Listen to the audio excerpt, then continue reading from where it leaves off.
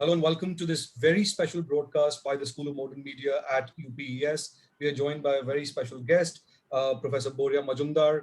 He's distinguished professor at the school, also pretty much the preeminent sports journalist and sport historian in India, consulting editor with the India Today Group, managing editor of several leading academic sports journals on sport and society around the world, the biographer of Sachin Tendulkar, the author of several path-breaking books on Indian sport, on cricket, on football, and on the Olympics, which Boria and I have co-authored together.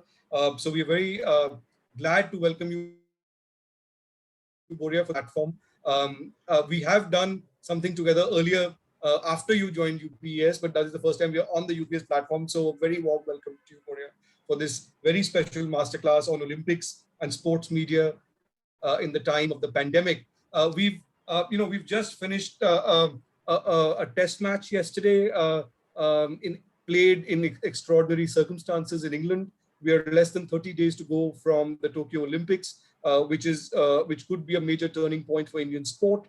So what better time than this to reflect on what this means, what this pandemic and what it's done to our work lives and us and the things around us, what it's done to sport, what is done to sport media for the business of covering sport, and what does it mean for journalists and people interested in sport over the next 2, 3, 4, 5 years. What does it mean to be covering sport? So Boria, over to you.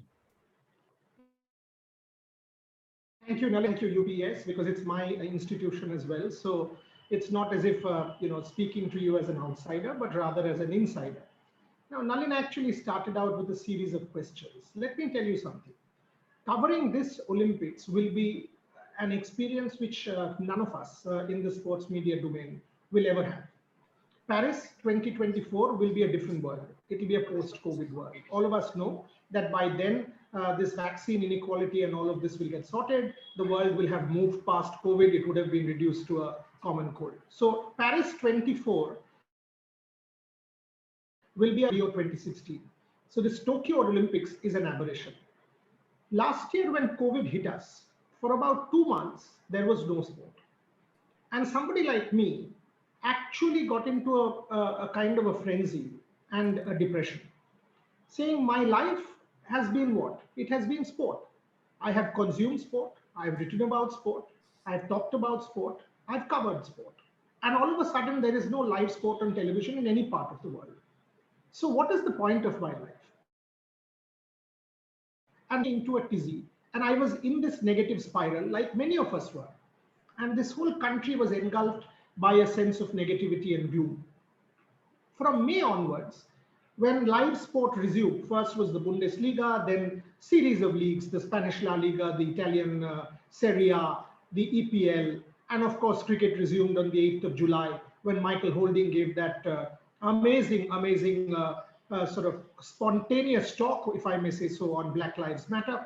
By the way, yesterday I did a whole shooting which I will put up on the UPS platform. I'll send it to Nalin on sport and race. But sport restarted.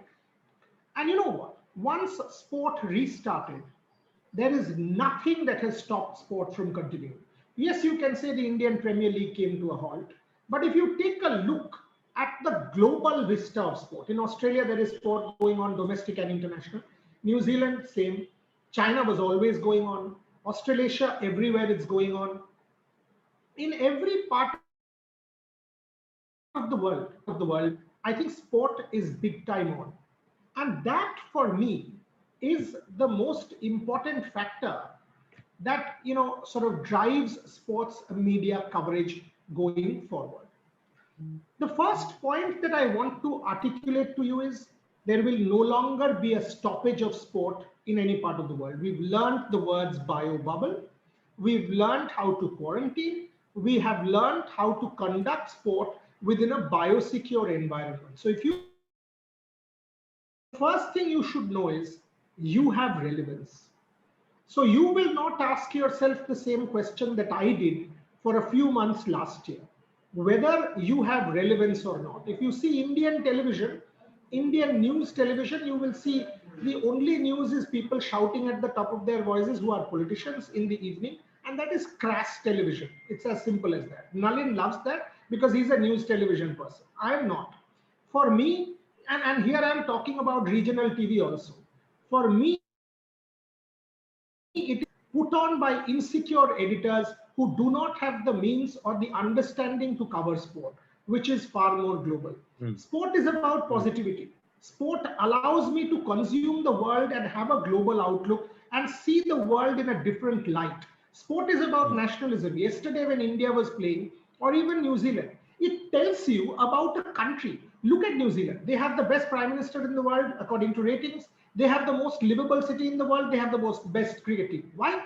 All of a sudden, it's a country that is talking to you. And that is what is getting expressed sport. So when you are covering sport at this point in time, you must know that you are doing an interesting thing in terms of your profession, and there is a huge challenge in front of you.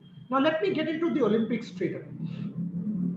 When you get to the Olympics, there are two parts. Let me divide it: physical and digital. If I'm at the games, firstly, if I'm at the games, I am unique. Why? Because I am that privileged lot who will be allowed by the International Olympic Committee and the Japanese government to be present in Japan documenting the games. Except Olympians, administrators, etc. And to a degree, part of the games hierarchy in that sense, and athletes. Nobody else is frankly allowed. So the media is special in the sense you will be the eyes and ears on the ground for the rest of the world to consume the world's biggest sporting spectacle. So what does that mean for you, the sports media? What it means is anything and everything is news. So for you, if you are landing in Tokyo, if you are physically there, how you cross immigration at the airport is news. How you get into your hotel, how many COVID tests you do, the quarantine diary in Tokyo is news. How the venue has shaped up, can you reach your country's athlete to do an interview is news. Where are you eating? Can you down your mask while eating? Are there cafes in the Olympic Village or the main press center is news. So frankly, your physical presence in Tokyo itself is important from the perspective of the sports media. That is not what was the case in Rio. So what is the difference? The difference is in Rio, if I went and told you that, oh, you know what, this is how the airport is, people would think I'm a fool. Get into the Rio airport, could travel to Brazil, go and consume the games. It is no longer the same in Tokyo. In Tokyo, it is only me and my ilk, the sports media, that is permitted. So the coverage of the games is different, and it starts from the airport itself. Come to the event itself now. Now, what do you have to do? The fundamental thing that you have to do when you're talking Tokyo is preparation. Why? Because you have to be extremely well prepared. There are requirements of the Japanese government. For example, I have to give my activity plan. You know what our journalists do? Our journalists decide last minute. Our journalists decide to travel last minute. They go and they are like, India mein hum kya kehte hain, hum jugaad kar lenge. Nalin and I, you keep using this word jugaad in our book also, that we land up in a place, हम जुगाड़ कर लेंगे यार, एक interview यहाँ से ले लेंगे, एक वहां से ले लेंगे, cobble up करके स्टोरी कर देंगे. नहीं होगा. If you have to be a top sports team, New Zealand beat India. New Zealand beat India because they were there in England earlier than India. They were there playing 2 test matches with England, getting acclimatized, preparation was better. India, because of COVID, did not even get a team to practice with, had to play intra-squad matches because we are still in the red list. This is the grim reality of our world. It's an unfair world and it's not a level playing field. You've got to accept it. So the point is, you have to be better prepared. If you think I will do jugaad, you will do nothing in Tokyo. Why? The National Olympic Committee has now mandated for the media to give detailed activity charts. Every day, what do you want to do has to be pre-decided and has to be submitted to the Japanese government for you to know, or for them to know what you want to do. So if I have to go and cover a particular event, I'll have to decide now what that does tell you. So if you think that अरे यार Tokyo में चला गया, India आज shooting में medal जीत गया, तो मैं भाग के शूटिंग रेंज चला जाऊंगा, नहीं होगा. This will be far more demand to be ready from now. You will have to follow the Olympic Games from now.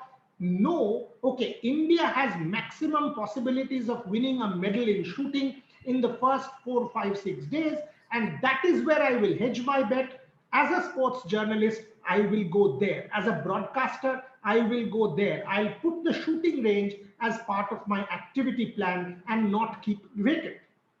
You might go wrong.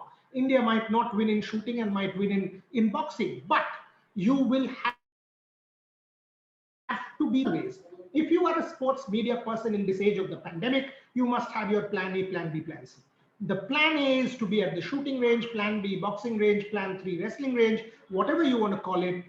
The fundamental point that I'm trying to make to you is, unlike earlier, where you could have gotten away with less preparation and on-ground presence and improvisation and innovation and jugaad, you have to be adequately well prepared to cover an Olympic Games in Tokyo. Otherwise, you'll be caught out. Your network will because your activity plan did not mention. Why are you not being able to do live? Because your activity plan did not mention. And here I'm talking about broadcast journalists. As far as print journalists, you still have an escape route. You might go to the main press center and write a report. People will not understand. But even if you are doing that, frankly, are you able to recreate? Because I am your eyes and ears. Are you able to recreate the real story? Maybe not. Are you able to recreate the drama? Maybe not. And that is my second point. That what sports journalists in this age of the pandemic? Because the host broadcaster, in this case Sony, will have live telecasted the event. So I have seen an Ella Veniel Valerivan, for example, win a medal. Now, what am I giving you? What I am giving you is the backstage. My job as a sports journalist in Tokyo is to document the backstage, because that is what you haven't seen. What is the food hall like? How did she train? Where did she go? How was her mental preparation? What was the... Now, if I am better prepared, I will have a clear understanding of this particular athlete. I'll have to have my dossier. It is like an exam. You have to be best prepared for your Olympic exam. And once you are, the question paper that is set in front of you, which is in this case the events, not a single question will be unknown to you, and you will sail through and create record after record, keep winning medals every single day of the games. And if you are not prepared, then you will exam. Let me give you some anecdotes. So in an Olympic Games, what happens is there are 28 different events going on at the same time. Now, India will have a day when it's shooting, boxing, wrestling, and some other events, maybe even athletics. So the call is, it is on you to judge. It is on you to judge where you physically want to be. You cannot be in the same, one person cannot be in 4 places. And this time round, every network, print or TV, will not send more than one person for COVID rules and for economic issues or anything else. So are the boss at that point in Tokyo to decide, okay, I will be here. How do you decide that? You will have to decide based on your understanding of that particular sport. Now, it happened with me in London that I hedged my bets for shooting, and Saina Nehwal won a medal and I got late. Now, what happens in such a scenario? Such a scenario, you have failed your network and you have failed yourself, because you have been unable to cover the medal winner in real time. And that is the job of the sports journalist, to break the news real time. At times you will genuinely go wrong. For example, if I hedge my bets in shooting and we've not won, and a wrestler comes from behind and wins it, it can happen. But if that wrestler's name is Vinesh Phogat or Bajrang Punia, how do I hedge my bets? So I know my wrestling well, I know my shooting well, I know my boxing well, to be able to decide where I will physically be and how I will cover. So what am I telling you? What I'm telling you is, unlike cricket, which this country consumes and everybody is an armchair critic, to cover the Olympic is 200% more difficult. Hi, can you guys hear me? back. Go on. Yeah, okay. So the point that I'm trying to make is you have to be 200% more prepared and know your sport to be able to pull this off. Far more challenging and far more difficult than cricket, but at the same time, far more rewarding. Because to be able to do it at a global platform, 28 different events, and to pull it off is sensational. I'll give you a into Rio. I was on air just after Sindhu's medal ceremony final had happened. Sindhu had made the final. And all of a sudden in my earpiece, the broadcaster, the network that I work for, one of the people, he or she shouting into my ear, "Sir, Narsingh Yadav ko chhod diya gaya hai." Narsingh Yadav is the wrestler who had been banned because of dope violation. So Narsingh Yadav ko chhod diya gaya hai, aap break kar dijiye. Now the point is, how does a network operate? And Nalin knows this is the best. It operates like a herd. It's a herd mentality. Nobody knows anything. One fellow sees one channel flash, like a bunch of mad people, they run and say, "Arey, break kar dijiye." Nobody will actually check the veracity of the news. All they will do is break kar do because I do not want to be late. That is the newsroom. That is a typical Indian newsroom. Now I was constantly being told, "Sir, break kar dijiye." Now I hadn't formulated or I hadn't verified the news. So I was holding up. Being a senior journalist and being somebody who is a bit of a veteran, I can actually hold out and say, nahi karna hai, aap ruko till the time I give you the news. So by that time they started telling me, "Sir, PTI ne kar diya hai, isne kar diya, usne kar diya." Mota moti about 20-25 logon ne kar diya. So when 20-25 people, 25 networks and news agencies and so has done it, I was the one under pressure. I was this idiot who had not broken and was sticking his neck out and saying, "No, I will not break." WhatsApp messages on my phone from my people saying that, "Don't take this chance. You've been so good in Olympics coverage. Question mark deke break kar dijiye." तो यार break कर देते हैं. What is a breaking news with question mark? Break कर दीजिए. So मैंने बोला, भाई मुझे पता नहीं है, मैं ये आंसर नहीं जानता हूं एंड मेरे पास जो खबर है वो अलग है. ना अगर आप ब्रेक करना चाहते हो तो मुझे ओवररूल करो. So I'll have to be confident. That's the third point that I'm trying to make, by the way. So the macro point that I'm trying to make is you have to be confident to be able to hold your guns. If you are not, you will say, "Okay, my safety valve, my shortcut, my way out is चलो break कर देते हैं क्योंकि मैं बच गया, इसके बाद तो मुझे कोई कुछ नहीं बोलेगा." That is what you know. You are not a finalist. You are a first round player. चलो यार मैं भी खेलता हूं.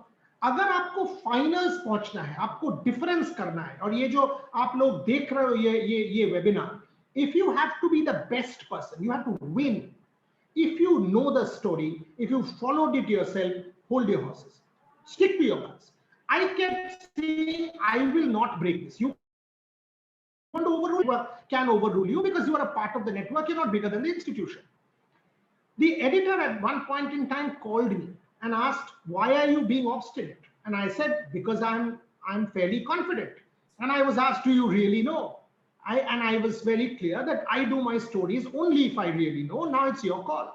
So the editor decided to back me and actually put it on that WhatsApp group. We will go with our person on the ground. That was important, to have the vote of confidence of your own institution. Something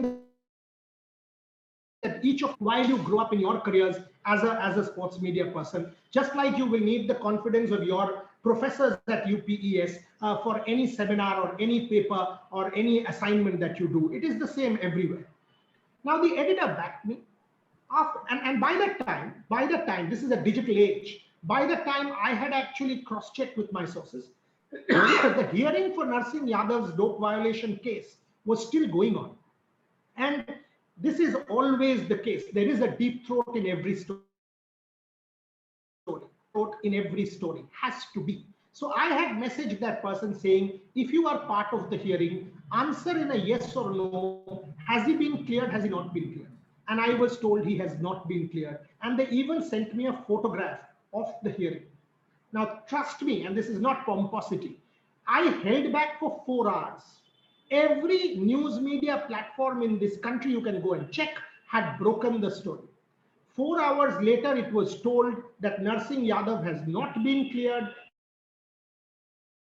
and he has been suspended for 4 years. The entire network started congratulating me for holding out. But that's not the point. The congratulation is not the point. The point is you had the ability to stand up to pressure. You had the ability to withstand pressure from an entire newsroom because you believed in your story. You believed in what you were saying is correct. And that is what I'm trying to tell you. The final point I want to make, and I'm just keeping it very, very basic to details, but all of that will come in during the question and answer, is you also have to be slightly cheeky. In sports media, especially in an event like the Olympic Games, you have to be cheeky. And I will tell you another anecdote. And by the way, if anybody thinks you do not need to think on your feet and you can get away, it doesn't happen like that, folks. You've got to be cheeky. Now, people might say, "Arey, ek pagal aadmi kya bol raha hai?" Sahi bol raha hu. I've been part of this system for 22, 23 years now, and I'm telling you exactly how it happens. The fun is because you are that 1 second ahead and it gives you a high because your network has gotten it first, you are on ground, you've done something interesting. Not that it makes any real difference, any real-time difference. Will it impact ratings? No. Will it impact anything else? No. But it is like you competing against another batsman. I've scored more. I played the faster ball better. I played the turner better. I hit the best lob or the smash. I've actually done it really well in hockey. I've scored a good penalty corner. So it is about ego. Ultimately, you must have ego. When you are on field as a sports media person, on that particular platform on that day, no one can match you. You've got to believe you are the best. Always know that. If your editor tells you, "Oh, you know what, this is the story," no, sir, no, madam, that is not the story. What I'm telling you is the story because I'm the one on the ground. Hold your horses. You are the person in charge. You understand? You are the commandant of that particular ship. So here's what happened. PV Sindhu wins the silver medal. And I can see PV Sindhu walking down the alley. And then she started talking to Mrs. India's IOC member. And Pulala Gopichand had come to the circle where the media people could go. Gopichand happens to be a very dear friend. So I literally ran to Gopi and put my phone in front of his mouth saying talk, because my network had already called me. So I will get the first live reaction for Gopi.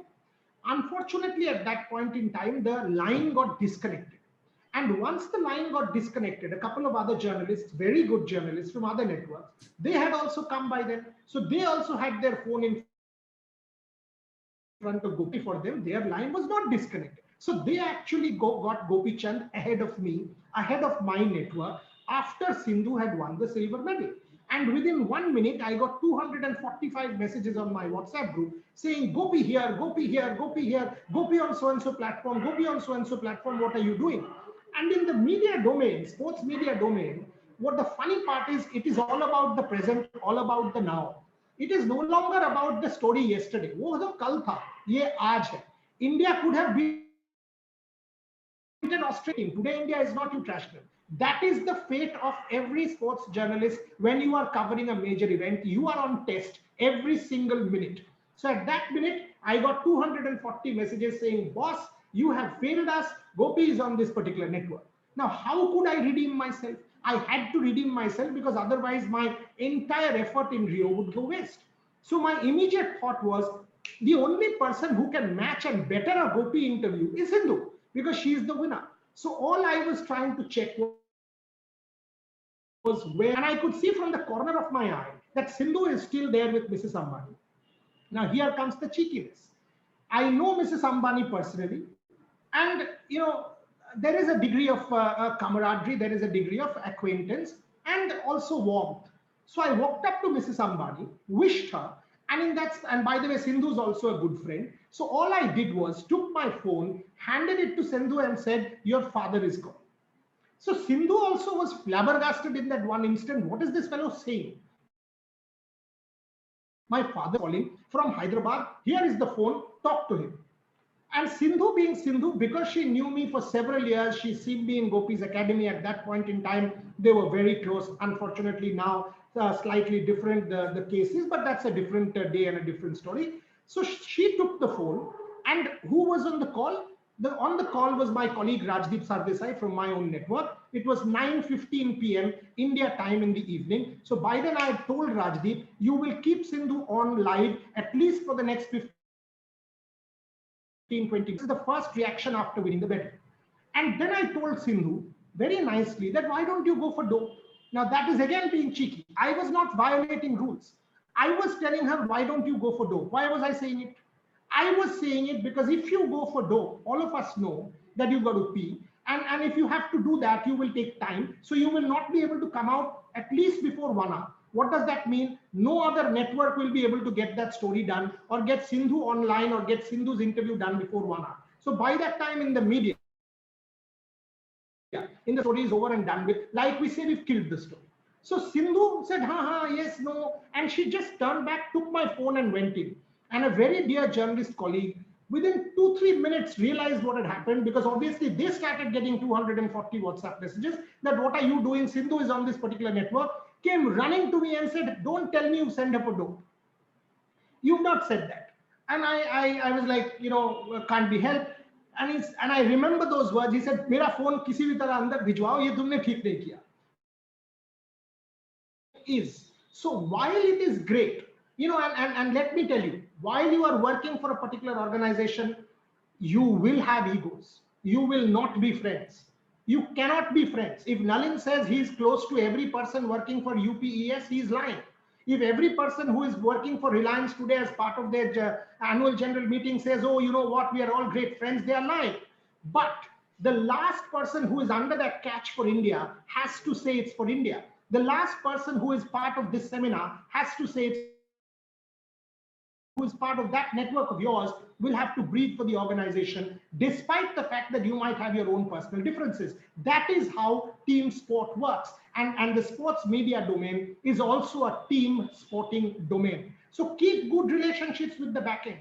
Because if the back end doesn't put out your story on time, however much you are a team player, you worked your ass off during being on field, it doesn't really work because you've not been able to get the rewards. The final point.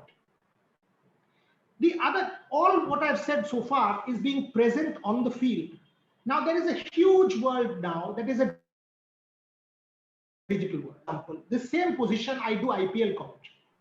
I do IPL commentary because they relay the signal to my ear. I look at the pictures, I do the commentary, and the broadcast is then put out for the world. This is doable. And a lot of our media people will do this online, even including the Olympics. So how does it make a difference? Because everybody will consume the feed. Everybody will watch it on the host broadcaster. Everybody will watch it on these platforms, network. That's where you work. You go backstage.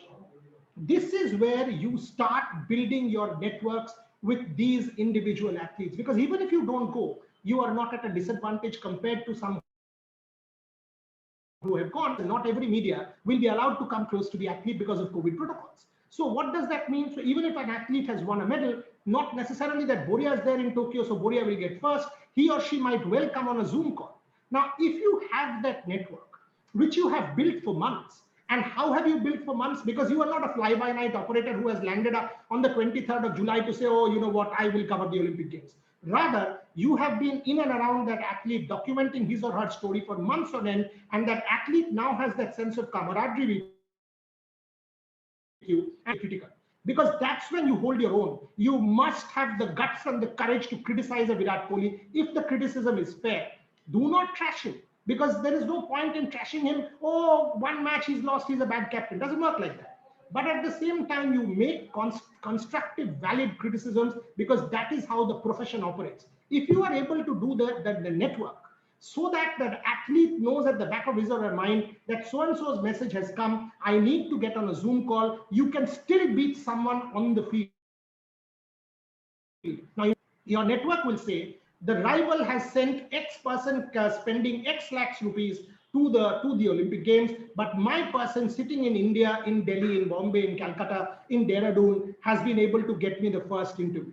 So the sports media domain, I will finish off here, is dynamic, evolving, and challenging. The sports media domain has fundamentally restructured itself and recalibrated itself during COVID, and now there is no stopping sport. Not for once in any part of the world will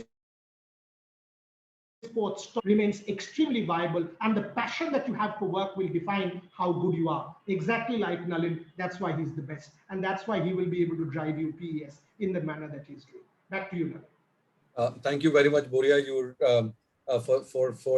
were in full form and as passionate as you are in your shows. Boria, I have there were some very interesting things you said there, and right at the beginning, you talked about you use words, keywords like depression, negativity, which were at the beginning of the whole a lot of people, society at large. Now things have turned, or they are turning.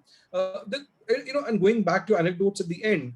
See, I think what comes through very clearly in what you're saying is that there is no substitute for boots on the ground, for understanding the backstage, for building a network. There's no substitute for good journalism, to put it bluntly, or versus just following the herd. But going to Tokyo or in the Olympics, or now in the a lot of that on the ground happens when you have the freedom to walk around, right? It's because everybody watches the broadcast on television or on their mobile phones. They are watching as much as the journalist on the ground is watching, at least as far as the on-screen, the on-field action is happening. The journalists on the ground, what the special stuff they get is the flavor, the kind of stuff that you were talking about. Like in our book, you've we have talked about how in Rio you found Gopi walking at night, pacing around up and down in the Olympic Village on the night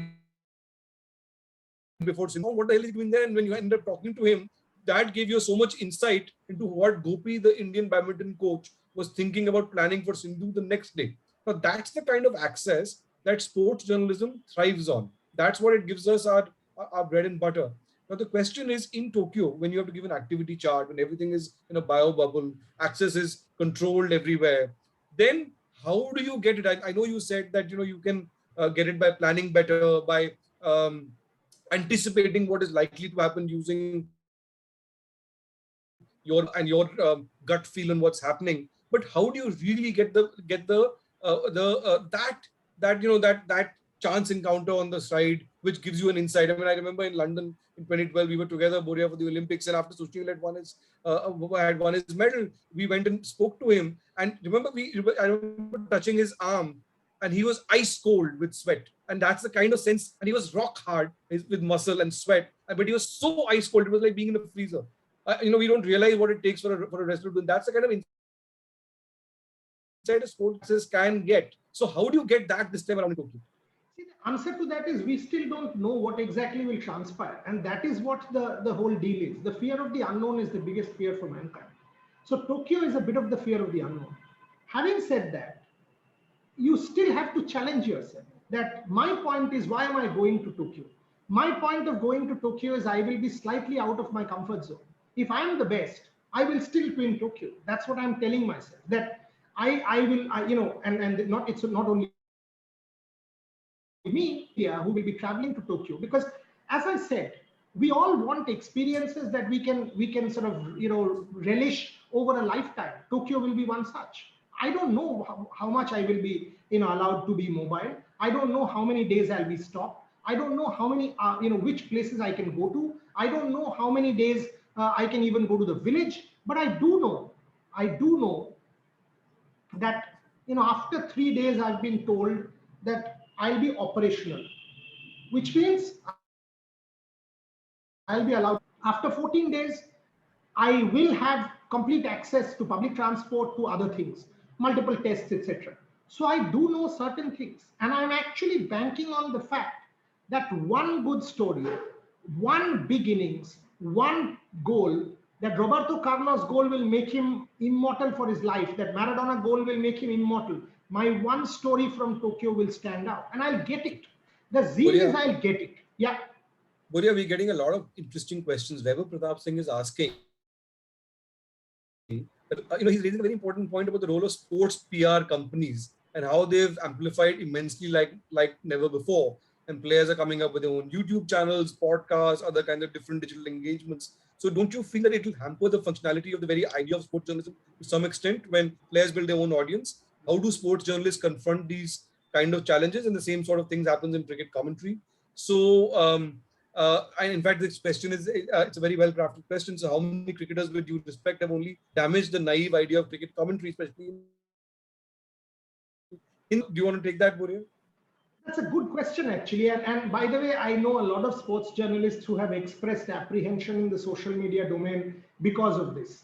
And the glaring example is Ravichandran Ashwin, who does his own YouTube channel and has his own stuff, etc. But can Ravichandran Ashwin be constructively critical of his own mates? You know what? In every domain, there will be challenges. Can you thrive? My answer is yes. And call it cockiness, call it comfort zone. I think no cricketer. I mean, if a cricketer is as good as a journalist, then the cricketer can be the journalist. Can I play as good as a Ravichandran Ashwin? Can I bowl like him? If I can't, he also can't do stories like me, and he can't. And I'm saying it publicly. A Ravichandran Ashwin will never be able to match a Boria Majumdar in journalism. No chance. Because here that's what I'm saying. You must have that confidence. Will Ravichandran Ashwin be able to sit Virat Kohli down and ask him two critical questions on his face? He will be able to give you other stuff. But the work of a journalist is also different. The work of a journalist is also to be constructively critical, be bold, and be firm on his feet. Will cricketers talk to you? Of course they will. I have done 14 interviews after the Indian team won in Australia. I can tell you I will do interviews with every Olympic star, whoever does well in Tokyo. Why? Because it is a relationship of credibility and respect which has been nurtured over the years. So this is like saying Test cricket will go out of vogue because T20. So, Boria, I have a question here. Boria, I have a question. Let me ask you this. See, one of the big this is a fundamental question around journalism itself. It's not just about sports journalism. One depends on building relationships and access to the inside field to get the interviews that one wants, right? And people give you that special interview. Everybody has an interest in giving you an interview, of course, but they give you that interview to the person that they trust, have the highest reach, and so on. And very often, when you're critical, that the downside is that the access tap gets turned off, and that's a challenge that every journalist faces, irrespective of which domain they are in, and in sports as well. So, how do you deal with that balancing act? That doesn't happen overnight. I mean, I have been one of the most vocal and one of the most critical, and it has not acted to my detriment, because ultimately the athlete, whoever that is, whether it is a Kohli or a Tendulkar or a Saurav or anybody, will know that this guy doesn't mean sensationalist junk when he's asking me a particular question. Because again, I am not asking that question to get out of that my protagonist, in this case the athlete, a sensationalist answer. I am asking that question because I honestly believe that. Now, for example, today I want to ask Virat Kohli that, and based on what happened yesterday, that look, the fundamental two problems with the Indian team is our tail doesn't contribute when we hardly adds any runs. At the same time, despite having a top bowling attack, our bowling attack isn't able to get the opposition tail out. And this has been an endemic issue with Indian cricket for the last 3 years. What are you thinking about it? Now, if that means he perceives my question as saying, oh, you know what, our bowling attack is not good or my tail is bad, that's his problem. I will ask that question, and I will ask him point blank on his face. There is no debate, and there is no disrespect whatsoever. You know what, Nalin? Ultimately, strong people survive. That is why you are who you are. Nalin Mehta will write that op-ed. I mean, there is he's the same PR guy. Every political party has a spokesperson. That fellow is the PR guy. If ultimately PR takes over our world, then there will be no deep throats, no real stories, no real journalism. Then journalism is dead. Everything is PR. I don't agree with that, and never have, nor ever will. So, I mean, I remember Boria in Rio after Sindhu won a medal, you took her out to have a McDonald's pizza the first time she had McDonald's in maybe a couple of years of training. But that didn't stop you from asking her the next time, of why she's been losing in so many finals. No, I asked her last week. I said, what happened with Gopi? How can you and Gopi have, have sort of this kind of a fallout? And my job is to ask that question. How Sindhu answers that is her decision, and I will respect that.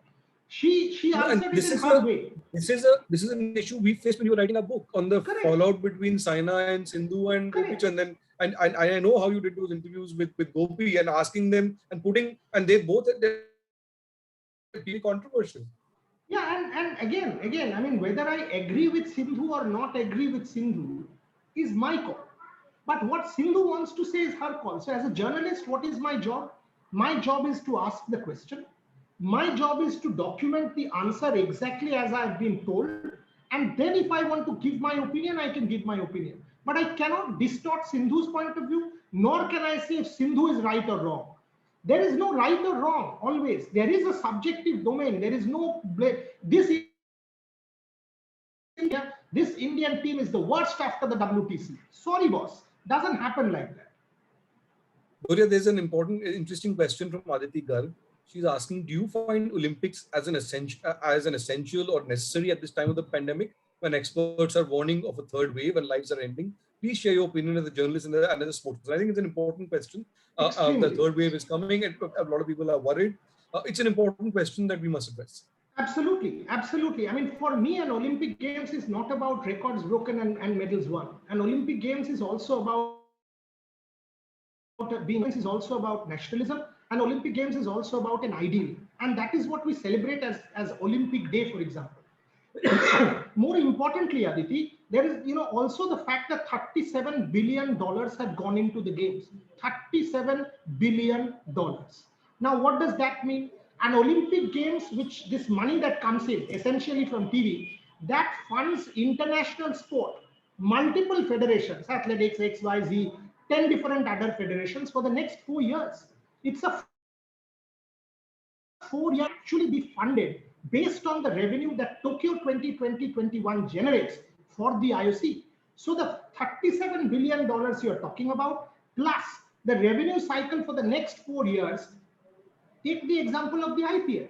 People started castigating the IPL. Now there are two. One is an anecdotal example I'll give you about Chetan Sakaria, when he said Chetan Sakaria from the Rajasthan Royals that his father was in the ICU. Unfortunately, he could not save him. He was able to put his father in the ICU because of Rajasthan Royals. But the IPL is not about the player. It is about the fellow who digs the nail, 2,000 rupees. It is about the fellow who does the postering, the fellow who puts the hoardings, the fellow who's the back end, the journalist who does the graphics, the fellow who works the back end of TV, the chap who puts the bat sticker, the chap who puts the helmet sticker. I think there is a whole sporting that's a crucial point, Boria. And I think the fundamental point, Aditi, if I may add to what Boria is saying, is that sport is not just about the sport. It's about a much wider political economy. My whole point is, are you stopping Reliance from production? Are you stopping the Tatas from opening their factories? Are you stopping people from going to offices? Are you stopping the government from functioning? Are you stopping media houses from producing newspapers? Why? You are not stopping them because you are concerned about people's livelihoods. Treat sport as livelihood. The athlete will make his livelihood. The journalist will make his livelihood. The associated, and the Olympics is the single biggest sporting industry on earth. And that is what we have to keep going. And if we do not, obviously take your steps. Have bio bubbles, have everything else in place, no spectators, limited spectators, ensure that you try to minimize the risk. But if you say no sport, please, for God's sake, look at the other side. Because if you are saying that, then till the time the entire world is vaccinated, do not open up. Keep the world under lockdown. That's your solution. May I add, Boria, that in the case of the Tokyo Olympics in particular, Boria, that's the official number.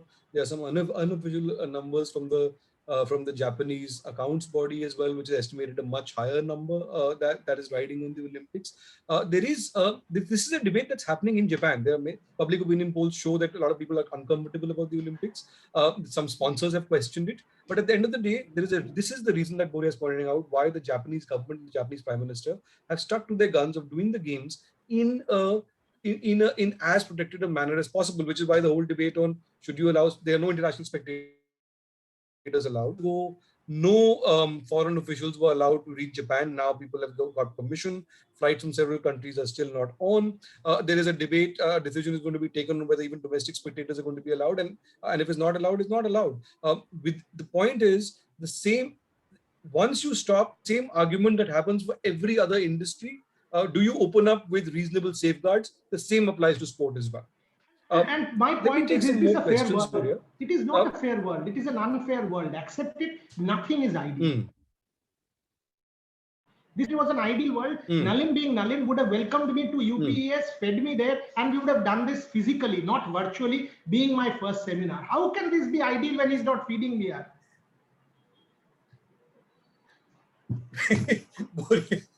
That's true. I mean, we would have. Well, I'm a bit speechless with that, Boria, but absolutely. We would definitely have done that, but not ideal. But life goes on, and we do owe you that lovely lunch or dinner once things. There is a question that which sport do you think has the potential to take over the popularity of cricket? No sport, not in the next 20 years in India. Cricket, the entrenchment is fairly deep. And that is why, I mean, the one sport which will come second, which is not yet second, is women's cricket. Women's cricket is still an untapped sea of potential that has been left untapped because I want a women's IPL as soon as possible. And that is a huge, if India does well in the next World Cup in February in New Zealand, I see that sport exploding. And you have argued this very well in our book. Because of television, cricket took off at a time when color television came into our domain. Olympic sport, I mean, look, you don't need to beat cricket. The market is such in India. The size of the country and the consumer population is such that you can thrive and be happy and make enormous amounts of money even if you are a number 2, number 3, number 4 player. There is don't try and say 1, 2, 3. Let BCCI be there. Aspire for the number 2 position. There is a space for everyone to be happy. What is a question from Anuj Sharma? Will digital media / YouTube and other such platforms take over electronic media in the future? For example, will a Prithvi Shaw or someone like that do a press conference via YouTube? Why not? I actually think it empowers you because editorial guidelines and often, for example, if take a particular network, a 9 p.m. show by a particular star anchor, he or she will not want to leave it to you, even if there is a particular sports news. He'll say, "I will do it," because this I syndrome in the media is very common. Everything has to be I, me. I want to do it. I'll be the face. I'll be this. So, according to me, the digital medium that you are talking about is empowering. If I have the potential to challenge that 9 p.m. anchor, whoever that is, and put out a program that the public of this country wants to watch, I'll put it in my domain. It is empowering. And if the people want to, we are sellers in the market, and the market will decide. If Boria Majumdar's program or Anuj's program has popularity, the market will consume it. Absolutely. There's another question on digital media. Do you think sport podcasting has a future as a career?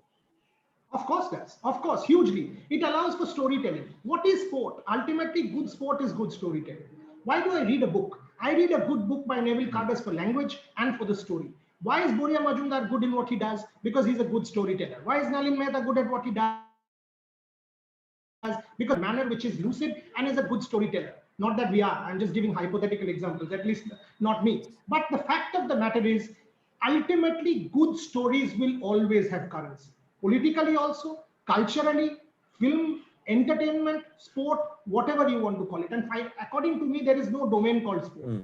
Sport from day one was political. When I hear the national anthem of my country, political. When Michael Holding starts talking about Black Lives,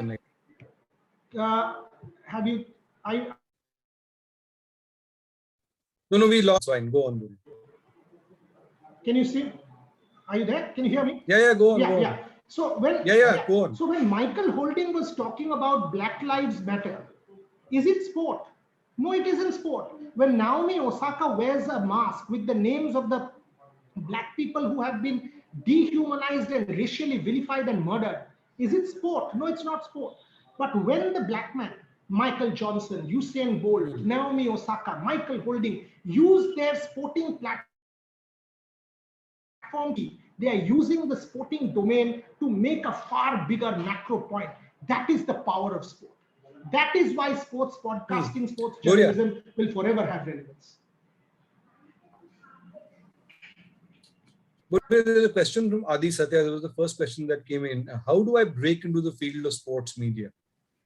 If you're a beginner looking to become a sports journalist, how do you break into the game? First, follow sport. Love it.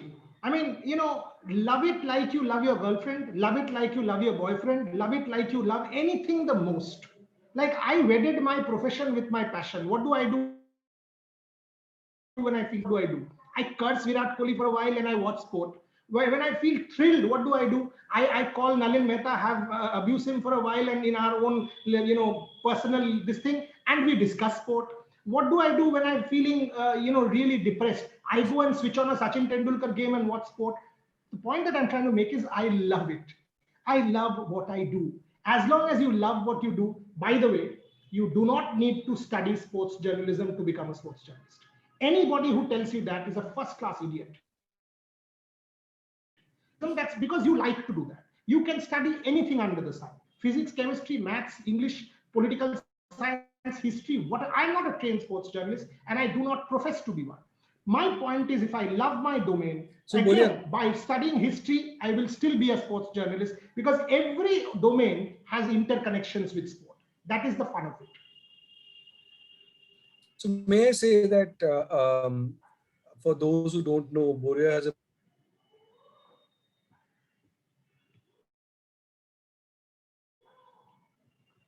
I lost Nalin there. Is it my internet connection or is it yours?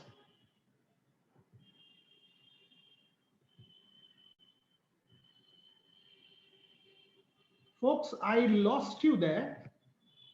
Nalin, is it my internet connection or is it yours?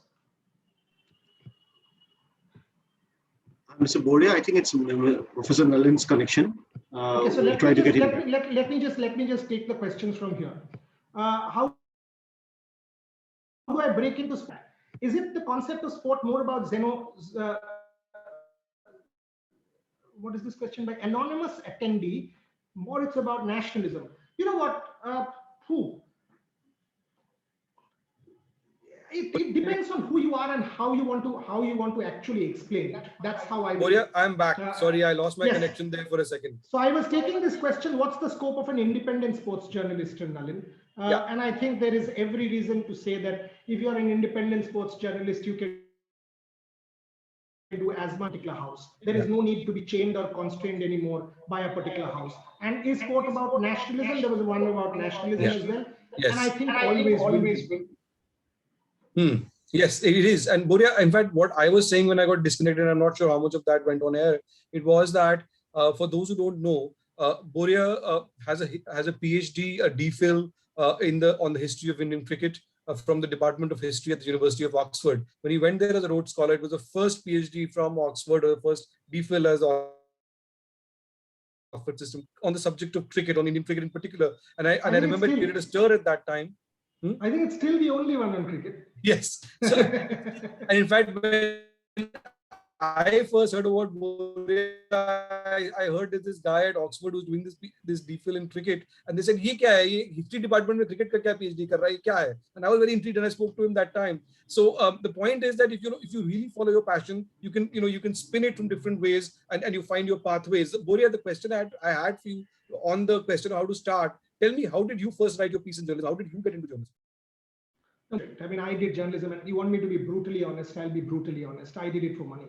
My father had passed away in 2000. All of a sudden, I was exposed to a family which had lakhs and lakhs of rupees of debt. I had to earn to make ends meet. I had to make my mother feel that not everything is over. I was paid 2,000 rupees by the Anand Bazar Patrika to write one op-ed. I did 4 a month. I made 8,000 rupees, and that would run my family for a while. So that's how I started into my journalistic foray. I lost my father when I was on a flight to Oxford. I reached my college. There was a note on my door, "Father dead, call India." And that's how I started. But that's how it happened. But what sport allowed me was, it allowed me the lifeblood to survive. You know what? Sport does two things. Allow me a minute. Sport does two things. One, sport is the only domain where I can fail in public and win in public. What do I mean? I can fail in public if Virat Kohli yesterday has failed in public. He has failed in front of a billion people. He has let them down. 2 months down the line, when Virat Kohli plays that series against England, he will, by this time, he will train, he will do whatever he can with his team. And when he scores that 100 at Nottingham or at Lords, he will have won back the public's trust in public again, redeemed himself. Only domain that allows you to do that. As an academic, I will mourn in private if I fail an exam, write a bad book, write a bad paper, not win in public. Sport allows you that opportunity. Number two, if fandom, that according to me is the essence of sport. If I'm a Sachin Tendulkar fan at the age of 6, I will die a Sachin Tendulkar fan at the age of 80. Everything else can change. Everything else except my love for Nalin. Everything else can change. My sexual preferences might change. My food preferences might change. My dress regulations might change. My political preferences might change. Everything else in the world. Think about it. When you were a child, you might want to wear a kurta pajama. Now you want to wear shorts and a t-shirt because you think you're a rebel. After some time, you'll say, "Arey boss, shorts are not looking good. Let me wear a skin tight jeans. Let me wear a whatever t-shirt and particular kind of shades." So everything else in the world can change. But if you love a Virat Kohli, you will forever love a Virat Kohli, because fandom is the constant. And that is why for me, sport is what it is. It is a life lesson. It is not a game field. It is a life lesson that makes you and me who we are. It is about being better human beings. There is a question. Can I do my PhD in sport? Is it a good option? Of course it is. I mean, look at the number of options that will open up for you. So many franchises, so many clubs, so many leagues flourishing. PhD, you are employable at multiple different levels, and people earn huge salaries. Talk about Venki Mysore earns in crores. Heads the KKR, Kolkata Knight Riders. Every franchise, if you're part of the top management, you will be the top bracket of this country. So the question is, if it's viable or not. 200% it's viable. Boria, there's an interesting question and an important question from Adi Satya, which says, in the competitive world of today, why would a media house want to hire a self-taught person, considering the fact that there are several highly qualified people wanting to break into the field? I think that's a good question. I mean, think about,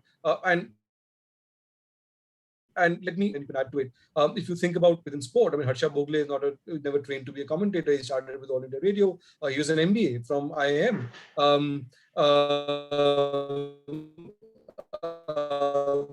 Boria didn't go to a journalism school, but I feel unless you're studying to be a doctor or an engineer, in the non-technical fields, I mean, I did a degree in journalism, right? Boria didn't. The point is, Rajdeep Sardesai is a trained lawyer by profession. He didn't train to be a journalist. But Barkha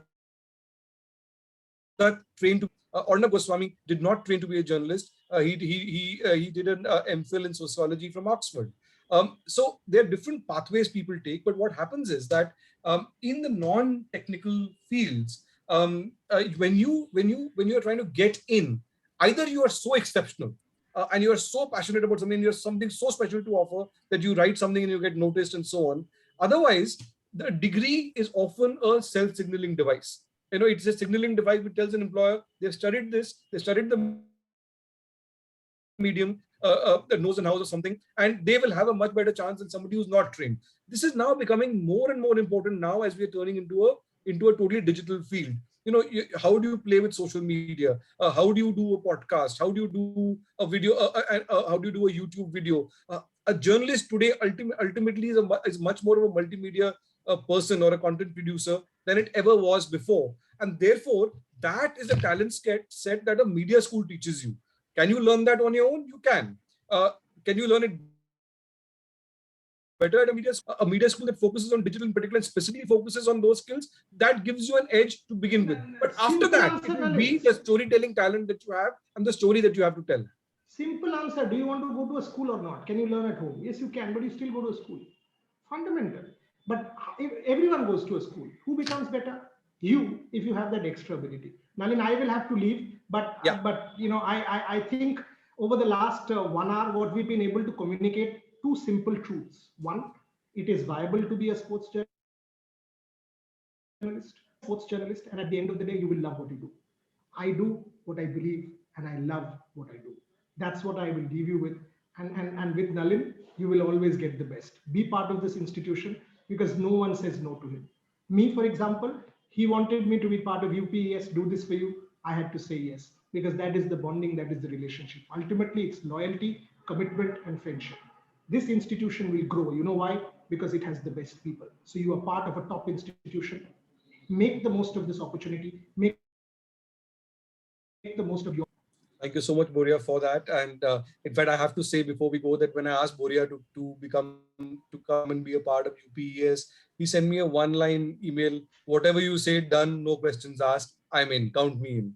So Boria, thanks so much And for that's that. the truth. And that is the truth. I think we've had a fantastic session. Boria, he's said it as it is. We've had a lovely discussion. And we will continue much more of this and many more such sessions coming up. Boria, big hug and thanks so much.